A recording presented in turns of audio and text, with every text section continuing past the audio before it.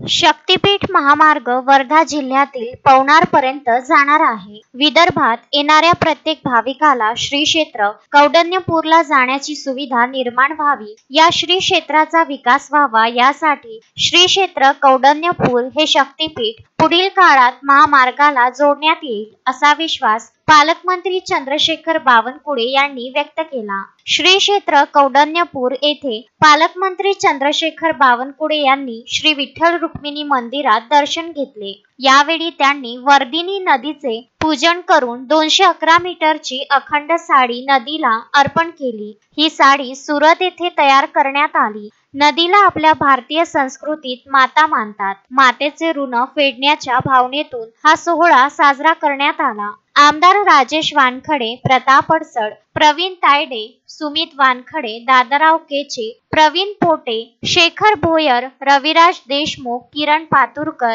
राजराजेश्वर माऊली सरकार यांच्यासह अन्य पदाधिकारी उपस्थित होते। अंबा रुक्मिणी सांस्कृतिक महोत्सव व विठ्ठल रुक्मिणी संस्थान समितीच्या संयुक्त विद्यमाने या कार्यक्रमाचे आयोजन करण्यात आले होते। श्री विठ्ठल रुक्मिणी रथ यात्रा, नगर प्रदक्षिणा, एक पेड़ मां के नाम अंतर्गत वृक्षारोपण असे विविध कार्यक्रम यावेळी आयोजित करण्यात आले होते। यावेळी महिला भजनी मंडळाच्या 100हून अधिक दिंड्या सामील झाल्या होत्या।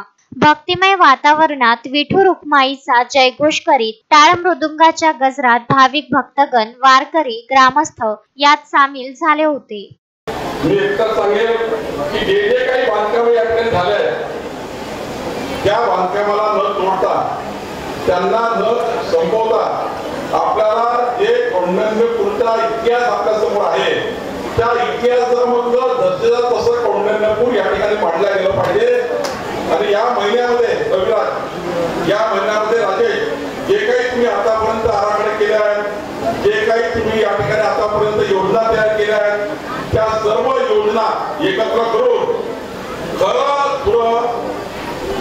आई रुक्मिणीचं दर्शन आणि त्यातून पावन झालेली तुमची सर्वांचं जीवन आपल्याला या ठिकाणी जे या ठिकाणी आपल्याला मिळालं आहे त्याला आपल्याला पुढे न्यायचं आहे।